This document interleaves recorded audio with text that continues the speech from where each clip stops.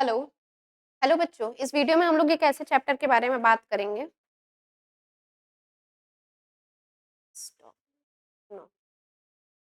Hello बच्चों, इस video में हम एक ऐसे चैप्टर के बारे में बात करेंगे जो आपके सिलेबस में तो नहीं है इनडायरेक्टली, ठीक है, लेकिन हर बार एग्जाम में उससे क्वेश्चन बहुत ज्यादा आपको देखने को मिलते हैं, ठीक है। जैसे कि जब एनटीए का बीच में गेम चल रहा था तो उसने कहा कि ये चैप्टर आपके सिलेबस में नहीं है, लेकिन एग्जाम में यहाँ से क्वेश्चन आते हैं, ठीक है। और एक दो नहीं, अगर एम्स की बात की जाए, लास्ट ईयर एम्स में आपको यहाँ से 5-6 क्वेश्चन देखने को मिले थे, सीनेट में भी 3 क्वेश्चन आए थे। तो फिर ये क्या चक्कर चल रहा है? तो कहने का मतलब ये है कि एग्जामिनर का क्या भरोसा कि कहाँ से कोई पेपर आ जाए, आपको तैयार रखना है। देखो, इसमें बहुत ज़्यादा चीज़ें आपको नहीं पढ़नी है। सरफेस केमिस्ट्री चैप्टर का नाम है। आप सोच रहे होंगे मैम कौन सा चैप्टर है ना? Surface chemistry. और जब बात करें इसमें आपको पढ़ना क्या है ना, तो बहुत ज़्यादा चीज़ें नहीं पढ़नी है, तो क्यों ना हम उसे तैयार करें। 4-5 नंबर आप तैयार कर लो और क्या। सबसे पहले आपको एक टॉपिक समझना है, एडसॉर्प्शन क्या होता है, ठीक है? उसके अलावा एडसॉर्प्शन, एब्जॉर्प्शन, एडसॉर्बेट, एडसॉर्बेंट, ठीक है? ज़ॉर्प्शन और डिसॉर्प्शन। नाम तुम कैसा लग रहा होगा, सभी एक जैसे ही हैं, लेकिन अंतर थोड़ा-सा इसमें ये है डी और बी का। जैसे एक एडसॉर्प्शन है ए डी और एक है एब्जॉर्प्शन ए बी। दोनों में अंतर क्या है? बेसिकली आप यही समझो, लास्ट ईयर सीनेट में यही सवाल पूछा था कि एब्जॉर्प्शन क्या होता है, ठीक है? तो सरफेस केमिस्ट्री, आपको नाम से ही क्या लग रहा होगा कि सरफेस पे होने वाला फिनोमिना, ठीक है? यानी कि ऐसा केमिस्ट्री जो सरफेस पे हो, सिर्फ सरफेस पे। सरफेस यानी कि ऊपर-ऊपर से हो, आपको बहुत ज़्यादा डीप में या बल्क में जाने की ज़रूरत नहीं है, ठीक है? और दूसरा सवाल पूछा था कि बल्क फिनोमिना क्या होता है? बल्क वर्ड से आ गया। तो बल्क वर्ड जैसे कि हमें जब कोई चीज़ ज़्यादा अमाउंट में लेना होता है तो हम क्या बोलते हैं? शॉप पे जब भी जाते हैं तो हमें बल्क में ऑर्डर चाहिए, ठीक है? तो बल्क का मतलब होता है ज़्यादा, और ये ज़्यादा वाला अमाउंट जो है वो एब्ज़ॉर्प्शन की बात कर रहा है, यानी कि जब कोई चीज़ बहुत ज़्यादा एब्ज़ॉर्ब हो जाता है तो अमाउंट उसका अपने आप क्या होता है? बढ़ जाता है। आपको समझना है, एक-एक करके आपको बता रहे हैं, और बहुत ज़्यादा लंबा वीडियो नहीं रहेगा, शॉर्ट में ही हम लोग सारी चीज़ों को समझेंगे, ठीक है? इसलिए पहले से लिख दिया ताकि टाइम और कम हो जाए। तो एडसॉर्प्शन सरफेस फिनोमिना आपको सीधे पूछेगा कि पार्टिकल जब भी आपके सरफेस पे एक्युमुलेट होते हैं, ठीक है, उस फिनोमिना को हम क्या बोलते हैं? Accumulation of particle on the surface. Surface पे पार्टिकल का जमा होना क्या कहलाएगा? एडसॉर्प्शन, ठीक है। दूसरा एब्जॉर्प्शन, यानी कि ऐसा फिनोमिना जो बहुत ज्यादा डीप में हो, बल्क में हो, ठीक है, काफी गहराई तक हो, उसको हम बोलते हैं एब्जॉर्प्शन, ए बी।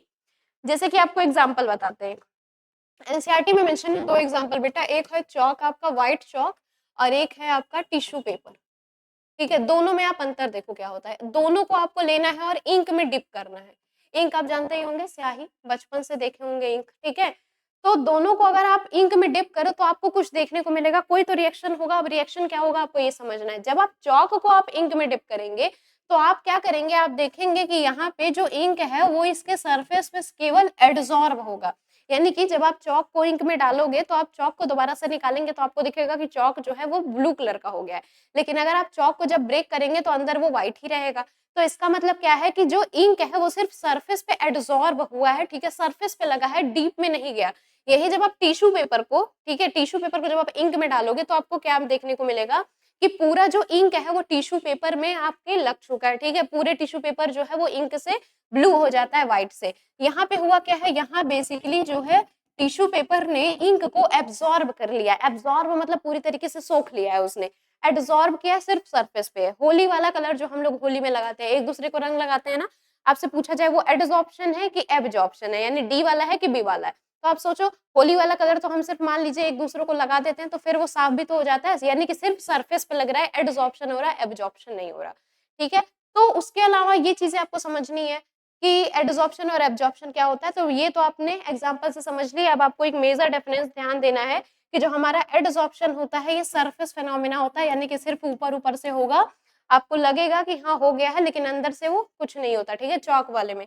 लेकिन एब्जॉर्प्शन जो है ये यहाँ पे बल्क फिनोमिना होता है, गहराई तक होता है, डीप भी आप कह सकते हैं। तो ये बेसिकली दोनों में अंतर है। आपसे सीधे यही पूछा जाता है, सरफेस फिनोमिना किसको बोलते हैं? एडसॉर्प्शन को। बल्क फिनोमिना किसको बोलते हैं? तो एब्जॉर्प्शन को, ठीक है।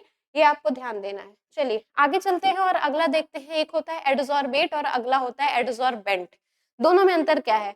अच्छा, यहाँ पे इस पूरे चैप्टर में आपको एडसॉर्प्शन ही पढ़ना है, यानी कि ये डी वाला पढ़ना है, ठीक है। बी वाला सिर्फ आपको डिफरेंस बताने के लिए आया था।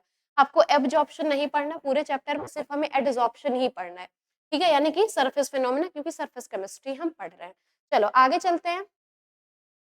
आगे आपको 2 चीज़ें समझनी है, 2 छोटे-छोटे टर्म्स हैं, एक होता है एडसॉर्बेट, एक होता है एडसॉर्बेंट, ठीक है? अब इसको हम आपको एक एग्जांपल से बताते हैं, जैसे मान लीजिए कि हम लोग का फेस होता है, ठीक है? अब हम लोग सुबह निकलते हैं गोरे-गोरे से तैयार-वैयार होके, शाम को या फिर कुछ देर बाद जब वापस जाते हैं तो देखते हैं कि पूरा जो डस्ट पार्टिकल्स है वो हमारे चेहरे पे आके जमा हो जाते हैं, ठीक है? यानी कि हो क्या रहा है, एक्युमुलेशन हो रहा है डस्ट पार्टिकल का हमारे चेहरे पे, ठीक है? अब यहाँ पे आपको समझना है कि इसमें से कौन-सा एडसॉर्बेट है और कौन-सा एडसॉर्बेंट है, ठीक है? तो आपको देखो यहाँ पे लिखा हुआ है जो एडसॉर्ब होगा यानी कि डस्ट पार्टिकल ही तो एडसॉर्ब हो रहे हैं हमारे चेहरे पे, उनको हम बोलेंगे एडसॉर्बेंट, और जिस पर एडसॉर्ब हो रहा है यानी कि हम लोग का फेस, वो क्या होता है, एडसॉर्बेंट। तो जो एडसॉर्ब होता है वो एडसॉर्बेट, जिस पर एडसॉर्ब होता है वो एडसॉर्बेंट, ये 2 चीजें होती है, ये आपको समझना है, ठीक है? तो यहाँ पे भी वही लिखा गया है, एडसॉर्बेट क्या होता है, तो जो एडसॉर्ब होगा यानी कि डस्ट पार्टिकल जो हमारे चेहरे पे आके एडसॉर्ब हो रहा है, और एडसॉर्बेंट हो रहा है तो जिस पर एडसॉर्ब होगा, ठीक है? इसका एक एग्जांपल आप और ले सकते हैं, जैसे दीवाल, हम सबके घर में दीवाल तो होगी, छत, उसको हम लोग पेंट करते हैं। तो पेंटिंग के समय क्या होता है कि जब आप उसको पेंट करते हो, तो जो पेंट है वो आपका क्या है, वो एडसॉर्बेट है, ठीक है? लेकिन जिस पर आप पेंट करते हैं यानी कि दीवाल, वो क्या है, एडसॉर्बेंट है, ठीक है? तो ये आपको समझना है, छोटा-सा एक टर्म था, समझ लिया। आगे चलते हैं, और एक होता है ज़ॉर्प्शन और एक होता है डिसॉर्प्शन। तो ज़ॉर्प्शन और डिसॉर्प्शन हो क्या होता है वो आपको हम बताएँगे, उसके अलावा इसके टाइप्स से बहुत ज़्यादा सवाल आते हैं, आगे उसको भी डिस्कस करेंगे। 2 टाइप्स के होते हैं और एक छोटा-सा और टॉपिक है कोलाइड, तो ये सारी चीज़ें हम लोग इस वीडियो में देखेंगे, ठीक है? तो एडसॉर्बेट आपको बता दिया, एडसॉर्बेंट हो गया, ये आपका सेम वही एग्जांपल है, डीप थ्रू आउट यानी कि एडजॉर्प्शन की बात हो रही है, एग्जांपल लिखा है टिश्यू पेपर इन इंक, ठीक है? आगे देखो ज़ॉर्प्शन, ज़ॉर्प्शन क्या होता है, जब हम बात करते हैं ज़ॉर्प्शन की, तो यहाँ पे आपके 2 फिनोमेना होते हैं ना, एक आपका एडसॉर्प्शन होता है और दूसरा आपका क्या होता है, एब्जॉर्प्शन होता है।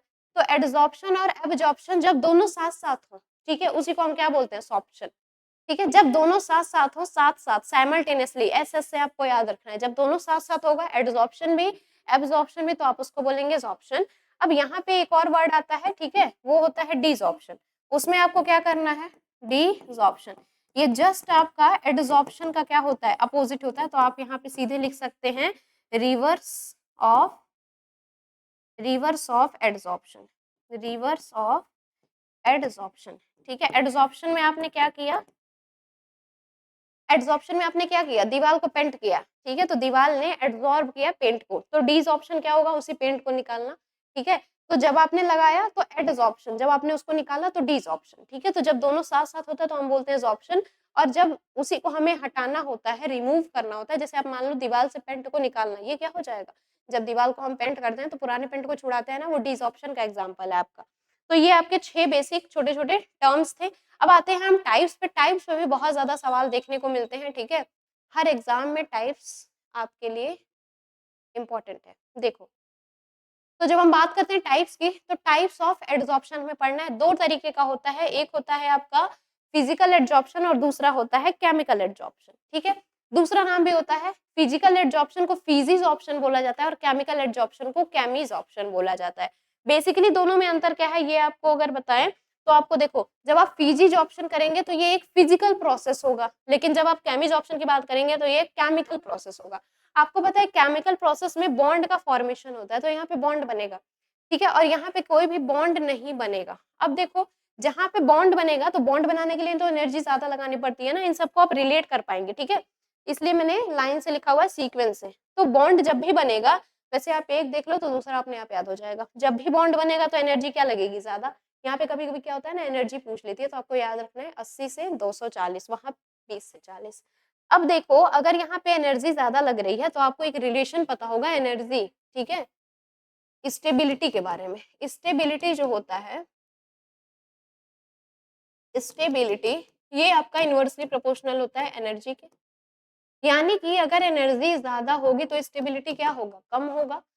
तो केमिस ऑप्शन में क्योंकि केमिकल बॉन्ड का फॉर्मेशन होता है, एनर्जी ज़्यादा देनी पड़ेगी आपको, इसलिए अगर एनर्जी ज़्यादा तो स्टेबिलिटी कम। यानी कि जो केमिस ऑप्शन होता है ये आपका लेस स्टेबल होता है as compare to physics option, ठीक है?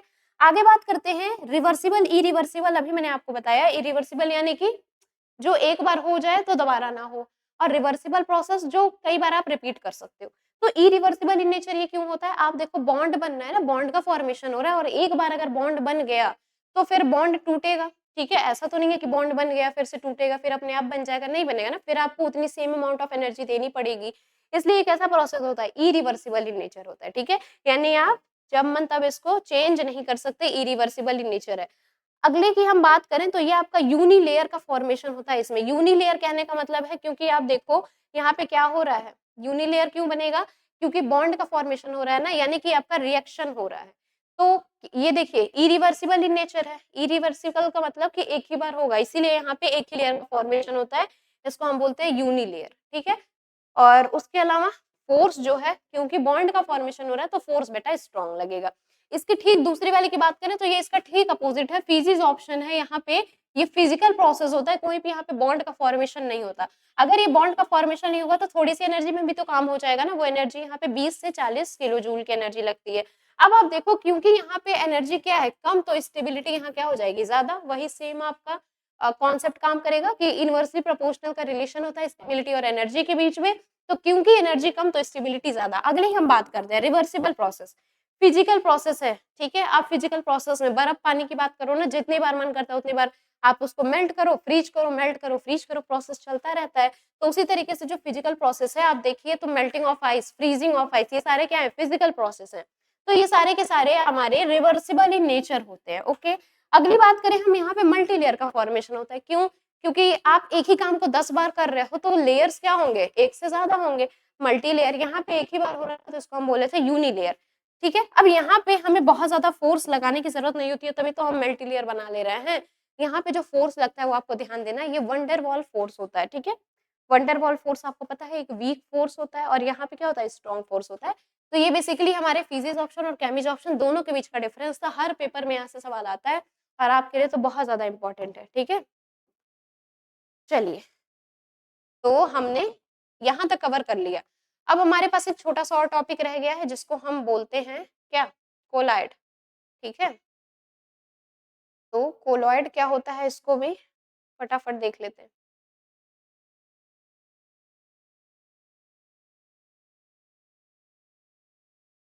चलिए, कुछ टेक्निकल इश्यू है, अगली वीडियो में बात करते हैं कोलॉइड क्या होता है, ठीक है?